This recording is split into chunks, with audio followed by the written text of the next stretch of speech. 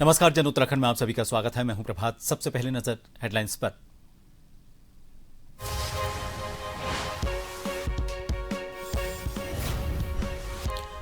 Operation सिंदूर की वर्षगांठ को लेकर श्रद्धांजलि कार्यक्रम। सीएम धामी और सैनिक कल्याण मंत्री गणेश जोशी होंगे शामिल। पूर्व सैनिकों और शहीदों के परिजन का होगा सम्मान।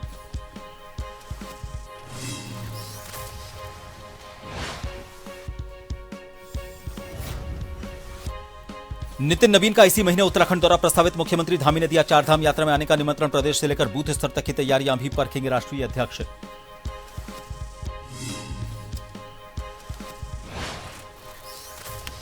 देहरादून में नरसिंह एकता मंच का आंदोलन तेज। परेड ग्राउंड स्थित पानी की टंकी पर चढ़कर किया प्रदर्शन। प्रदेश महिला कांग्रेस अध्यक्ष ज्योति रौतेला उतरी इस समर्थन में।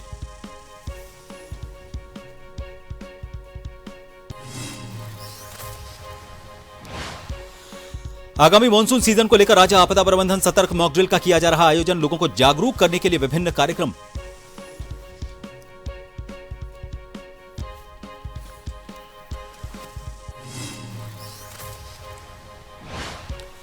और नीलांग घाटी से कैलाश मानसरोवर तक कॉरिडोर की मांग। साधु संत और स्थानीय संगठनों ने निकाली कैलाश मुक्त यात्रा। शिव पार्वती चोटी की तलहटी में वैदिक मंत्रोच्चार और गंगा पूजन।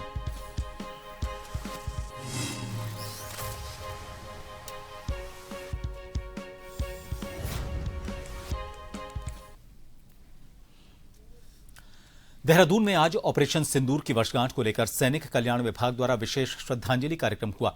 कार्यक्रम में मुख्यमंत्री पुष्कर सिंह धामी और सैनिक कल्याण मंत्री गणेश जोशी शामिल होंगे। इस दौरान पूर्व सैनिक, प्रशासनिक अधिकारी और शहीदों के परिजन भी मौजूद रहेंगे। कार्यक्रम का उद्देश्य ऑपरेशन सिंदूर के वीर बलिदानियों को श्रद्धांजलि देना और नई पीढ़ी को उनके शौर्य और बलिदान से रूबरू करवाना है।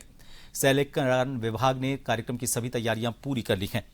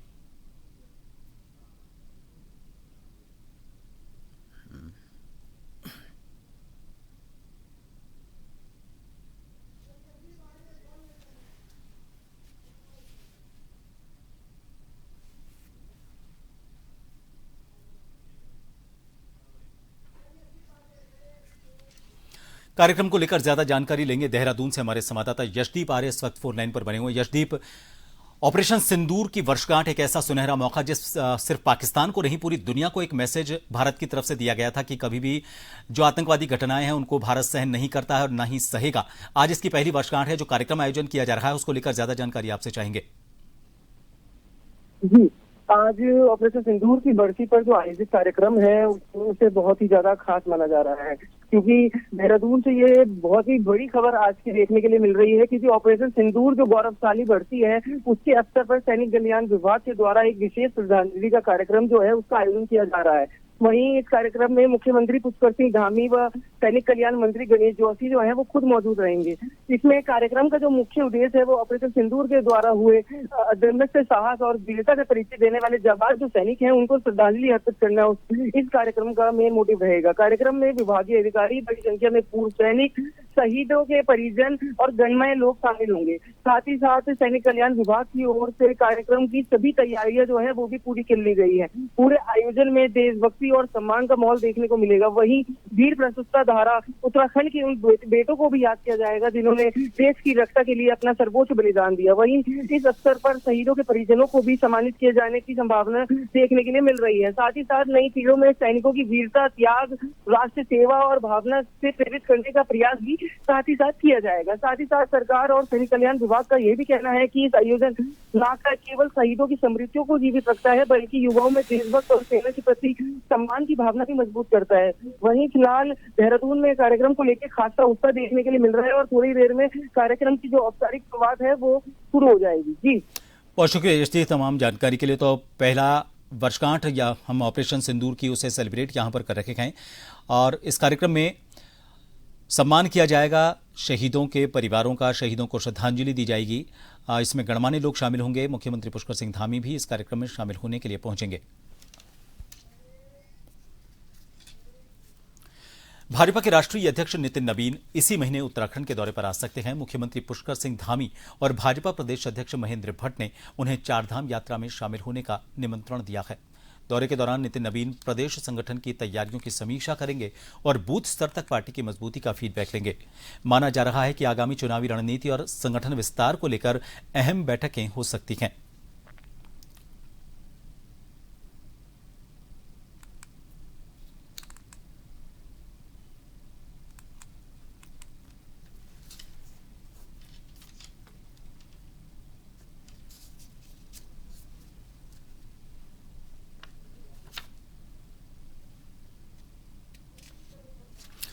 तो आपको बता दें कि नितिन नवीन भाजपा के राष्ट्रीय अध्यक्ष, उनका उत्तराखंड का दौरा प्रस्तावित है। आगामी चुनावों के मद्देनजर इस दौरे को काफी महत्वपूर्ण माना जा रहा है। मुख्यमंत्री पुष्कर सिंह धामी और भाजपा प्रदेश अध्यक्ष महेंद्र भट्ट ने उन्हें चारधाम यात्रा पर आने का निमंत्रण भी दिया है।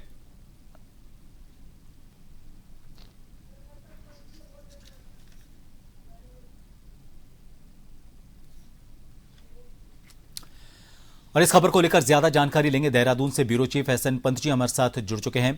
पंत जी, काफी महत्वपूर्ण इस दौरे को कहा जा सकता है क्योंकि जो टारगेट है, जो लक्ष्य है वो है चुनाव। महत्वपूर्ण यही कहा जा सकता है क्योंकि आने वाले दिनों में जो चुनावी माहौल बनेगा उससे पहले अभी से अगर जाजम बना ली जाए, जाजम बिठा ली जाए तो इसका फायदा बीजेपी जरूर उठाने की कोशिश करेगी। तो किस मायने में महत्वपूर्ण हो जाता है दौरा? बिल्कुल प्रभात जी, आपको बताना चाहूंगा, उत्तराखंड के मुख्यमंत्री जब भी दिल्ली पहुंचते हैं तो जाहिर सी बात है उत्तराखंड की आवाम को, सरकार को कुछ न कुछ सौगात जरूर मिलती है।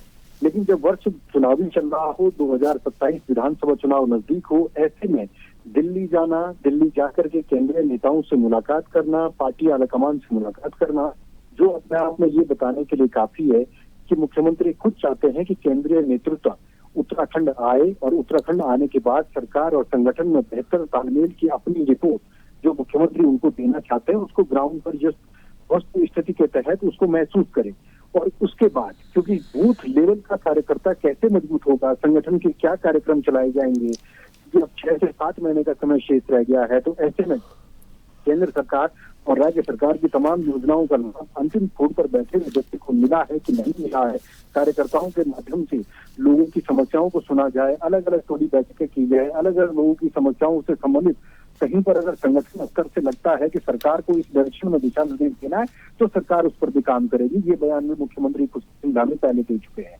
तो कुल मिलाकर के राष्ट्रीय अध्यक्ष से मिलना, अपने आप में अपनी पार्टी और अपनी सरकार की बात रखना, उनको न्योता देना उत्तराखंड के लिए, और साथ ही साथ उन तमाम नेताओं के लिए भी ये एक सबक होता है जो जानते हैं कि उनको अगली बार यानी 2027 विधानसभा चुनाव में टिकट की दावेदारी अगर करनी है तो किन किन प्लेटफॉर्म पर अपनी बात रखनी होगी और कैसे कैसे क्राइटेरिया को पार करते हुए वही टिकट के असली दावेदार बनेंगे।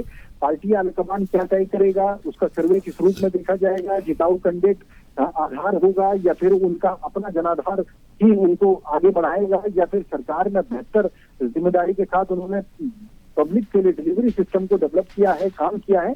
तो ऐसे तमाम विधायकों का रिपोर्ट कार्ड पेश होगा। कई बार ऐसे हैं कई नेता ऐसे हैं जो उम्र दराज हो रहे हैं, अगली बार चुनाव नहीं लड़ेंगे, कुछ ऐसे हैं जो अपने परिवार के व्यक्ति को सीट चाहते हैं, कुछ ऐसे हैं जो अपने आप को ही सीट चाहते हैं, लेकिन कई बार से वो चुनाव लड़ने का मन बनाते हैं, उनको टिकट नहीं मिल पाता। तो ऐसे में मुख्यमंत्री चाहते हैं कि जिनको एडजस्टमेंट सरकार ने किया है संगठन के स्तर पर, ऐसे लोगों को तमाम नेताओं को एडजस्ट कर रहे हैं, लेकिन जिनको नहीं किया जा सकता है, जिनकी संभावनाएं जिताऊ कैंडिडेट के तौर पर 2027 में हो सकती है, तो ऐसे की एक फेरिस्त बनाई जाएगी। और केंद्रीय आलाकमान से मुख्यमंत्री ने भी जो आज ऑफ रिकॉर्ड सूत्रों के हवाले से जो हमें जानकारी मिल रही है, यही बात उन्होंने रखी है कि केंद्र का नेतृत्व भी उत्तराखंड में आ सके, कहा नहीं कि देखिए मैं धामी सरकार वाकई में ग्राउंड पर काम कर रही है, कितना काम कर रही है, उसका इम्पैक्ट 2027 के विधानसभा चुनाव में किस रूप में मिलने वाला है, जनता की सरकार जनता के द्वार किस प्रकार से पहुंच पा रही है, इन तमाम बातों को लेकर के ये दौरा काफी महत्वपूर्ण है। और खुद मुख्यमंत्री जब दिल्ली से वापस आते हैं हमेशा से मजबूत बनकर वापस आते हैं।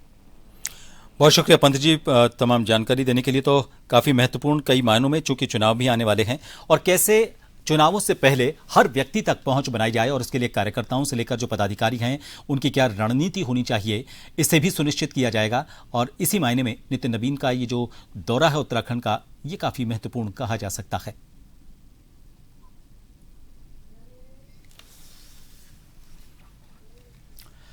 देहरादून में नरसिंह एकता मंच का आंदोलन लगातार तेज होता जा रहा है। अपनी मांगों को लेकर प्रदर्शन कर रहे आंदोलनकारियों के समर्थन में अब प्रदेश महिला कांग्रेस अध्यक्ष ज्योति रौतेला भी उतर आई हैं। उन्होंने परेड ग्राउंड स्थित पानी की टंकी पर चढ़कर सरकार के खिलाफ प्रदर्शन किया और नरसिंह कर्मियों की मांगों को जल्द पूरा करने की मांग उठाई। नरसिंह एकता मंच का कहना है कि मांगों पर निर्णय होने तक आंदोलन जारी रहेगा।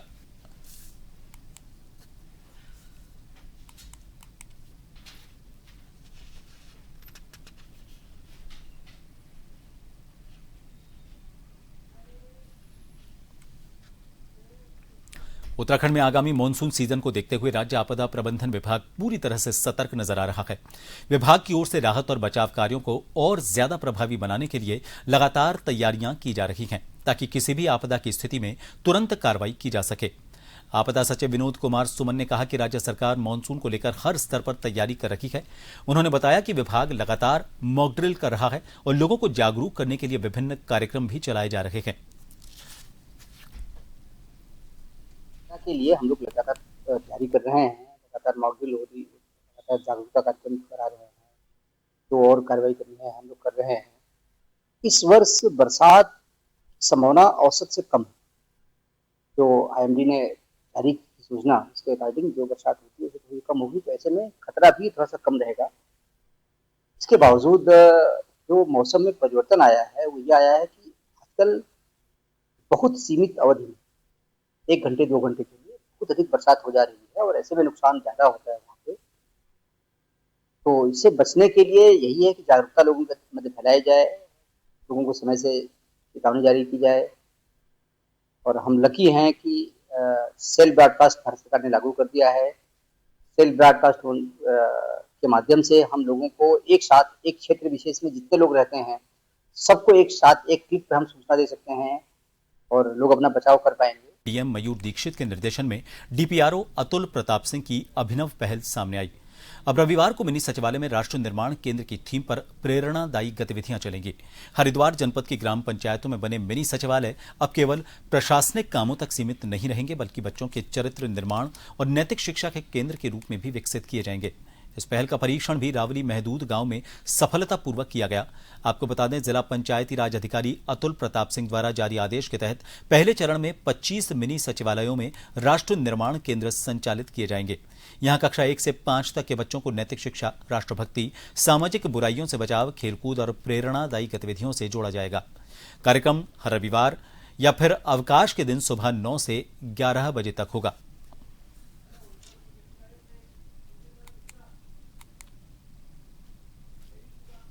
अच्छी पहल है और हमारे पंचायत राज विभाग द्वारा और यहाँ के ग्राम प्रधान जी के द्वारा उसमें सहयोगी बाल विकास विभाग भी है। और मैं भी डीपीआरओ साहब से बात कर रहा था, तो ये हरिद्वार जिले के अंदर इन्होंने ये पहला केंद्र आज रावली महदूद से शुरू किया है। और जैसा आप इधर पढ़ रहे हैं, राष्ट्र निर्माण केंद्र और अभिनव पहल, वास्तव में अभिनव पहल है कि आजकल के जो बच्चे हैं उनको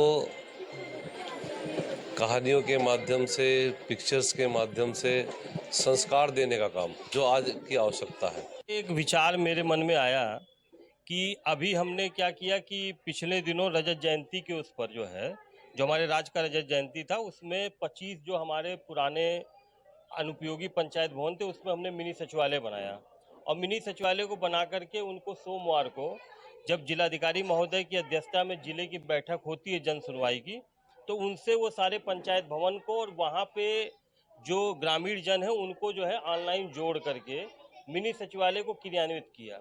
तो इसमें एक चीज़ ये पाया गया कि लोगों की समस्याएं वहाँ पे आधारभूत संरचना और भौतिक समस्याओं से संबंधित बातों को रख रहे थे, लेकिन राष्ट्र का जो विकास है वो केवल भौतिक विकास से या आधारभूत ढांचे के विकास से ही संभव नहीं है, बल्कि जो योग्य मानव संसाधन का विकास भी बहुत ही उपयोगी है।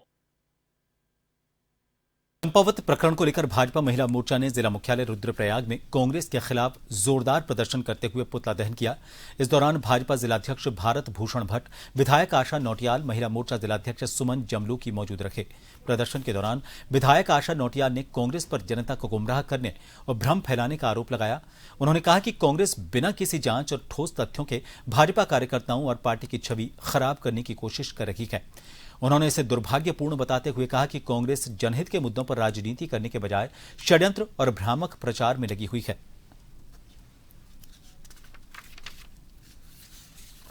आज ये कहना चाहूंगी कि हमेशा से कांग्रेस का चाल, चरित्र और चेहरा जनता के सामने एक हताशा और निराशा के रूप में दिखाई दे रहा है। जिस तरह से हमेशा उनका षड्यंत्र, छल करना, षड्यंत्र करना और बमंडर करने का जो चरित्र उनका रहा है, वो चंपावत की जो घटना, जो फर्जी घटना उन्होंने दिखाने का प्रयास किया।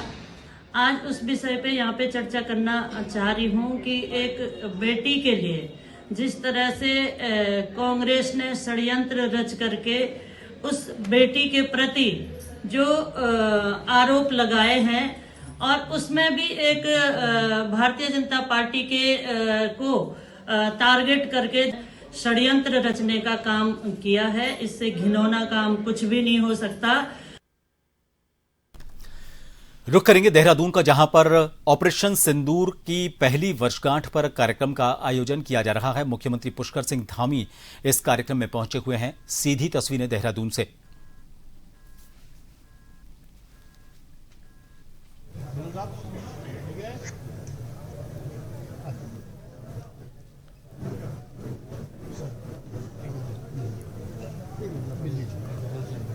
ऑपरेशन सिंदूर की वर्षगांठ पर एक कार्यक्रम हो रहा है। इस कार्यक्रम में सैनिक कल्याण मंत्री भी गणेश जोशी भी पहुंचे हुए हैं, मुख्यमंत्री पुष्कर सिंह धामी पहुंचे हुए हैं। अभिवादन उनका किया जा रहा है। आपको बता दें कि सैनिक कल्याण विभाग की तरफ से यह विशेष श्रद्धांजलि कार्यक्रम यहां पर रखा गया है। पूर्व सैनिक, प्रशासनिक अधिकारी और शहीदों के परिजन भी इस कार्यक्रम में पहुंचे हुए हैं। इस कार्यक्रम का मकसद ऑपरेशन सिंदूर के वीर बलिदानियों को श्रद्धांजलि देना और नई पीढ़ी को उनके शौर्य और बलिदान से रूबरू करवाना है।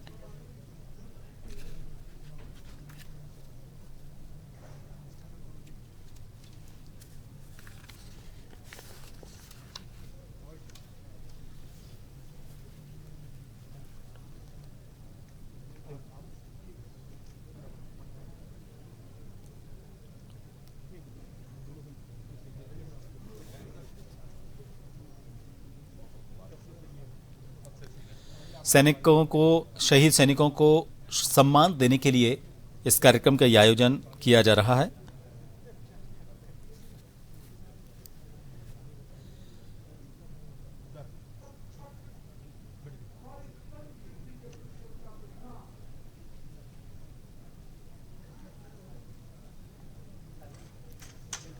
शौर्य और बलिदान की इस पावन भूमि को नमन। देवभूमि उत्तराखंड की वीर नारियों, वीर सैनिकों, पूर्व सैनिकों तथा उनके परिजनों को मेरा सादर प्रणाम।